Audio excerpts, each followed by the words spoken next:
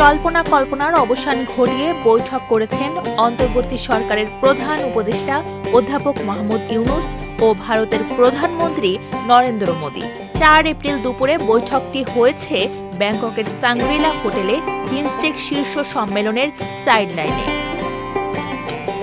এই বৈঠকে অধ্যাপক ইউনূস মোদির সঙ্গে কথা বলেছেন বাংলাদেশের সাবেক প্রধানমন্ত্রী শেখ হাসিনাকে ফিরিয়ে আনা প্রসঙ্গে। সেই সাথে কথা বলেছেন সীমান্ত হত্যা, গঙ্গা চুক্তি নবায়ন এবং তিস্তা নদীর পানি বণ্টন নিয়েও।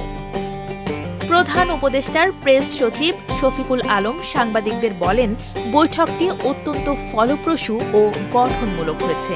তিনি আরও বলেন, শেখ হাসিনা ভারতে বসে বিভিন্ন আক্রমণাত্মক মন্তব্য করছেন, সেই বিষয় নিয়েও কথা হয়েছে।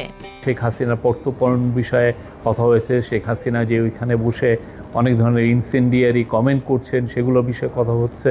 তারপরে বর্ডার কিলিং নিয়ে কথা হয়েছে। আমাদের দুই দেশের মধ্যে যে গাঞ্জেস ওয়াটার ট্রিটিটা আপনি জানেন যে নতুন করে এটার এক্সপায়ার হয়েছে, নতুন করে ট্রিটিটা হওয়ার আবার কথা হচ্ছে, এবং তিস্তা ওয়াটার, এগুলো সবগুলো নিয়েই কথাবার্তা হয়েছে। গত কয়েকদিন ধরেই বাংলাদেশ ও ভারতের গণমাধ্যমে আলোচনা চলছিল প্রতিবেশী দুই দেশের শীর্ষ নেতার বৈঠক নিয়ে।